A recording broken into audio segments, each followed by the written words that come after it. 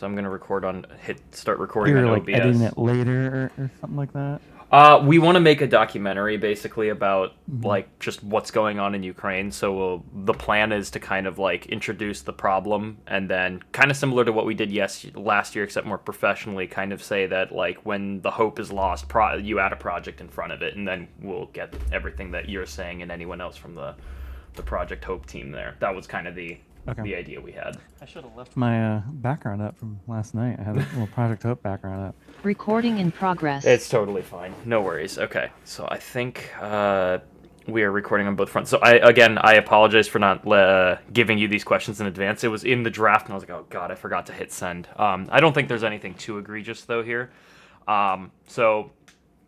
First off, can you just tell us a little bit about yourself and what you do for Project Hope? Absolutely. So hello. One moment. Let me just adjust. You can see me better. Okay. I am Evan Johnson, and I am the Senior Director of Mass Market Fundraising at Project Hope. And so my role is focused on the general public and supporters of Project Hope and prospective donors to raise funds to support our global work. That includes the support for people in Ukraine. And as part of that, I also oversee our charity streaming program, which is absolutely a joy to work on. Yeah, I'm really glad that you touched on the streaming part of it because can you tell us a little bit about how like the streaming community has helped out specifically with raising funds for Project Hope? Absolutely. So starting in around 2020, so Project Hope actually, we are a global health and humanitarian relief organization, and we respond to disasters and conflicts and health challenges. And part of our core work has also always been pandemic preparedness and response at a global scale. And back in 2020, the height of COVID-19, Project Hope was focused on supporting health workers and eventually also supporting vaccinations. And we launched a charity stream program at the time. And since then, streamers have come forth to fundraise around all sorts of emergency events. So, COVID-19, earthquakes, hurricanes, and then, especially in 2022, when the full scale invasion of Ukraine occurred, they came out, and our community that we had already been growing amplified that we were among the first on the ground responding.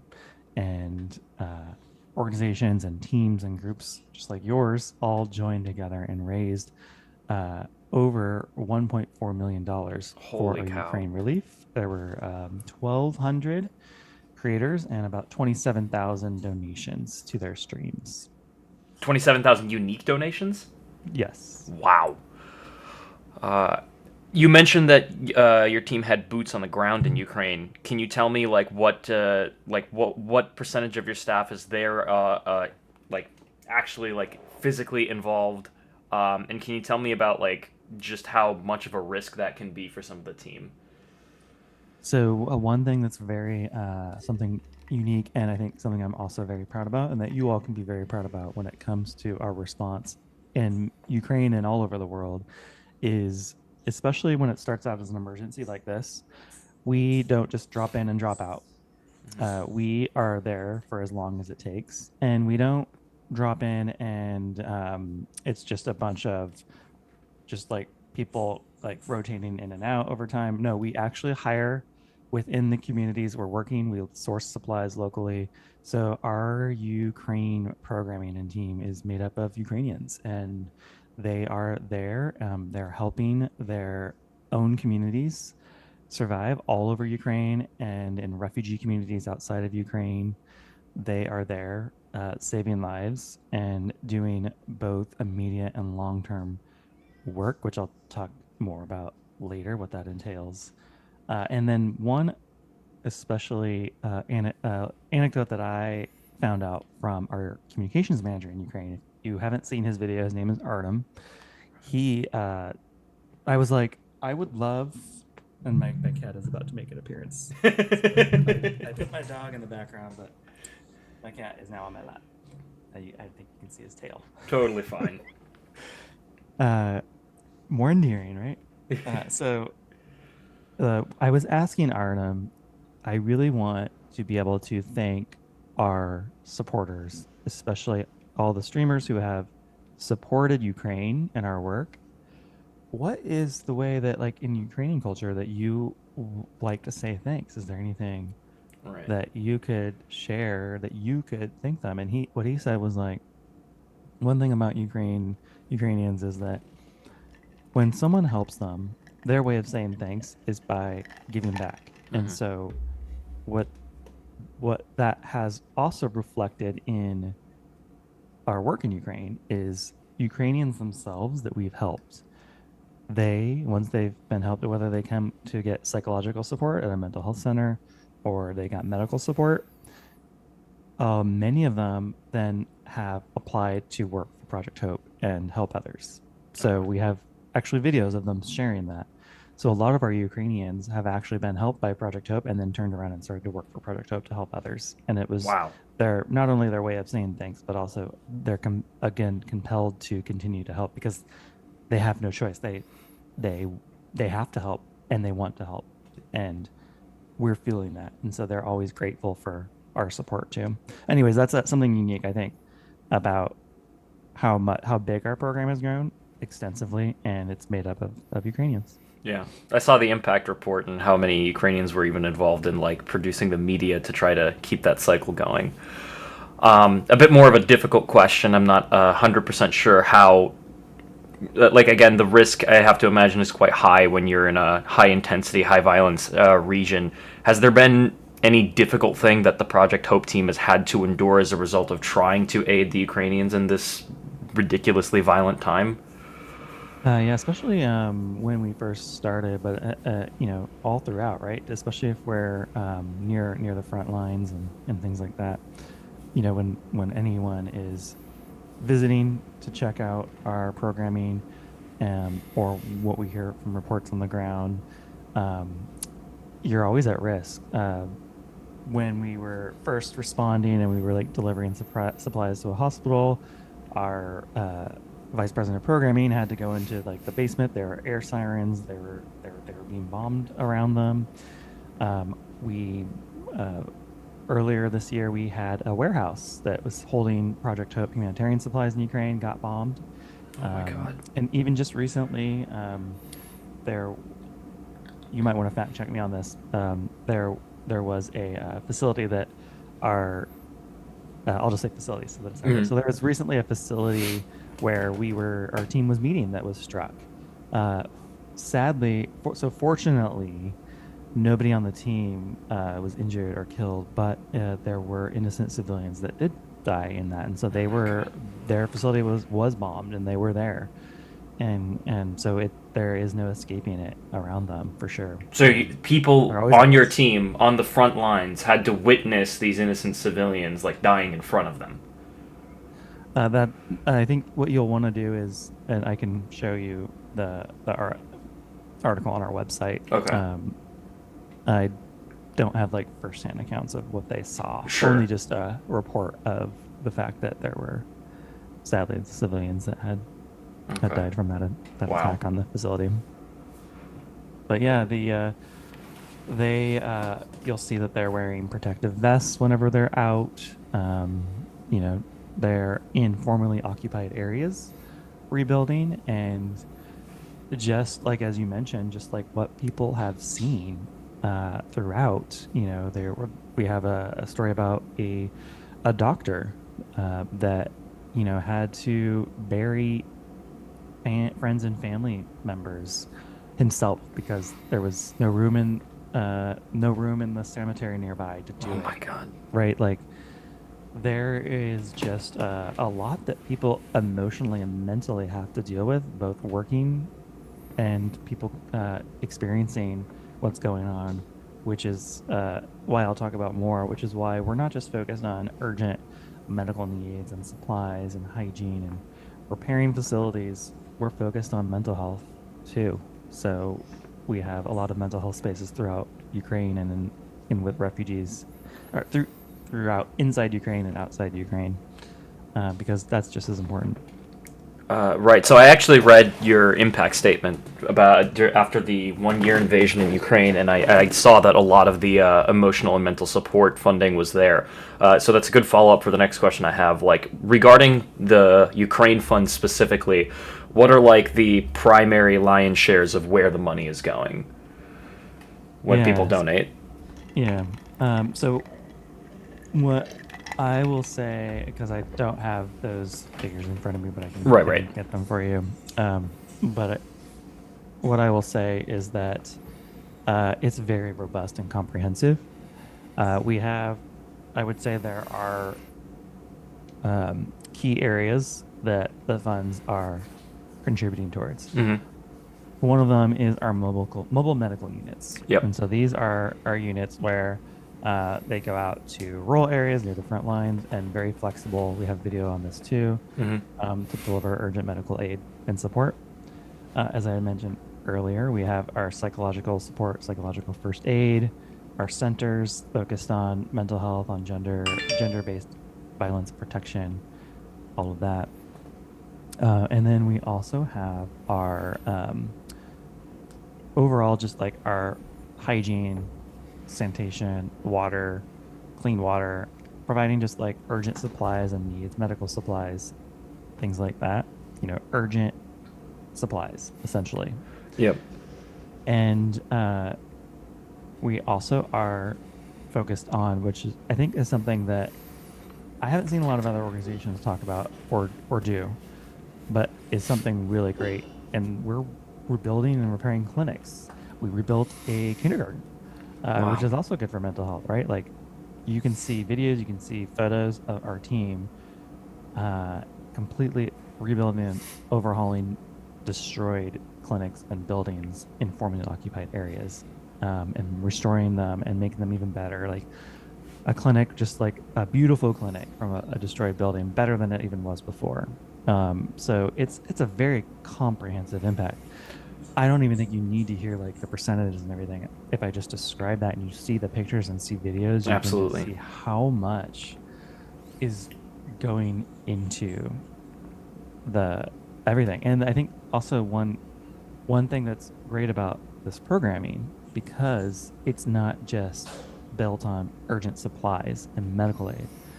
It's focused on things that, should the war end tomorrow, the humanitarian situation is not going to be solved, right? Right. You're still going to have to recover, rebuild. You're still going to have to deal with mental support. You're still going to have urgent needs. All of that isn't going to go away.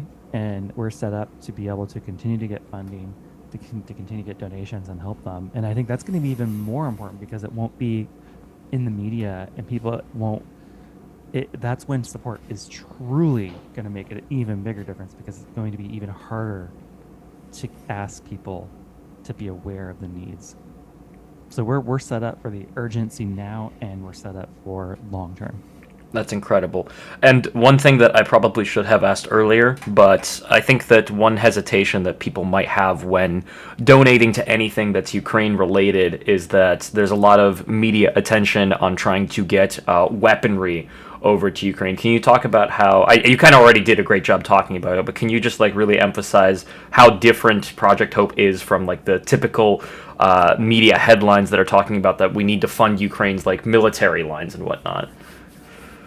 Yeah, I think the one thing is like yeah, like you said, it's very straightforward, right? We are focused on urgent needs of children, families, communities, health workers, clinics, repairing facilities, people who are going through mental health trauma, people who've lost loved ones, the elderly who have lost loved ones, and we're the children who are experiencing trauma, who have lost loved ones, like their family members being taken apart, their parents fighting, right? Like in the war, they all need to be taken care of, and that's what Project Hope is doing. We're giving them the help they need, we're giving them the support they need, and we're giving them hope. And that's why we called and continue to call our campaign Hope for Ukraine, because that is absolutely critical. Like people urgently need hope.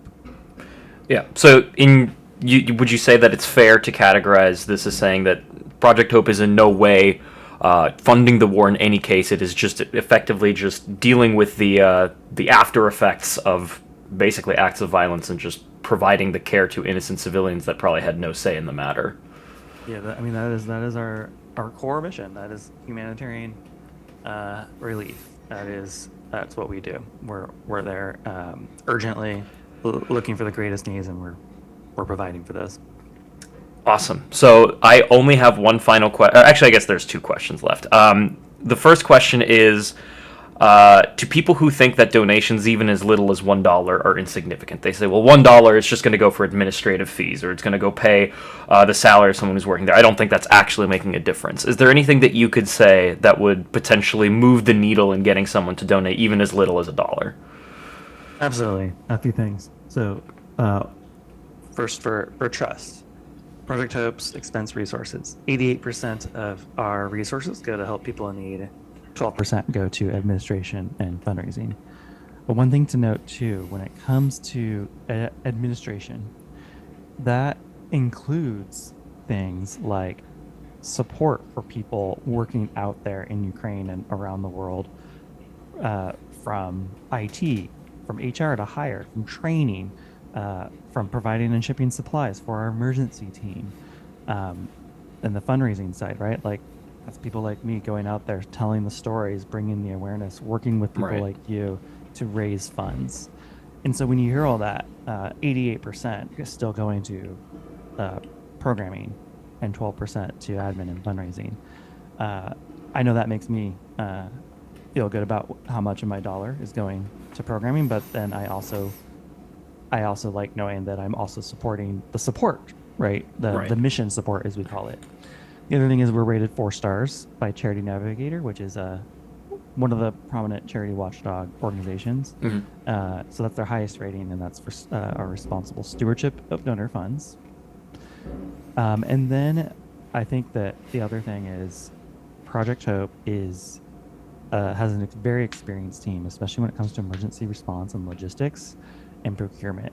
So when you spend your dollar with Project Hope, you can know that we are working to, when it comes to supplies, we are getting we are sourcing locally, right? And we are putting your donations to work to the most efficient way possible. Mhm. So one thing that I like to do is provide donation impact examples, right? Mhm.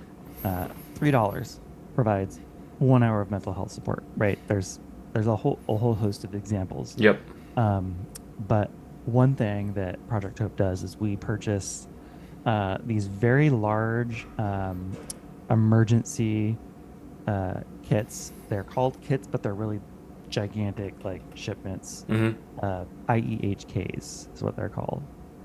Um, and they essentially provide enough supplies for.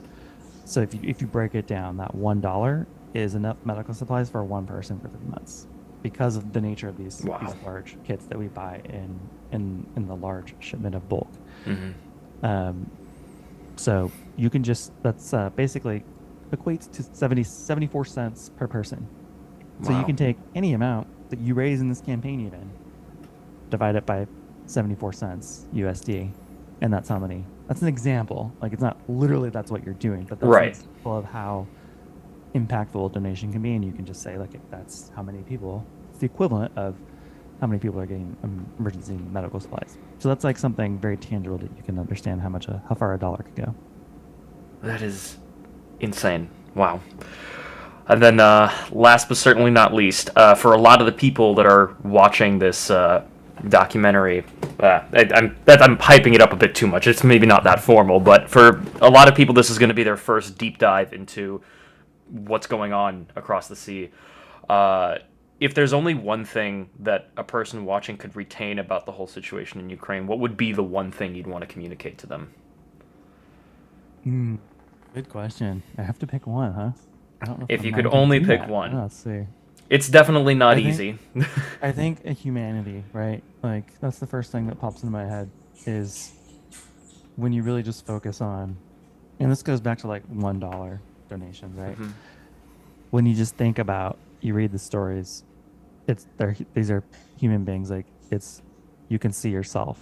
We have some videos of Ukrainians who I asked going back to Artem, I asked them to, ask other Project Hope Ukrainian team members, what was their life like before the full scale invasion? And they like to say full scale invasion because Ukraine has actually been Mm-hmm. at war with Russia. Like, Mm-hmm. so they say full scale because they want to make that known. That's a tangent. But when I asked him to go get their stories, because I wanted to be able to bring to life just what it's like for them, right? When before and after the full scale invasion.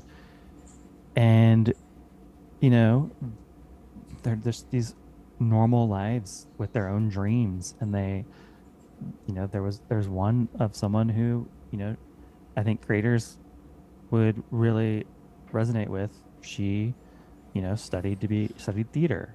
She uh, loved to star in plays. She liked to sing. She liked to act, right? And then all of a sudden, that's gone, and now she's in a basement with her family, hearing bombs uh, above her, and worried about food and water and what's going to happen.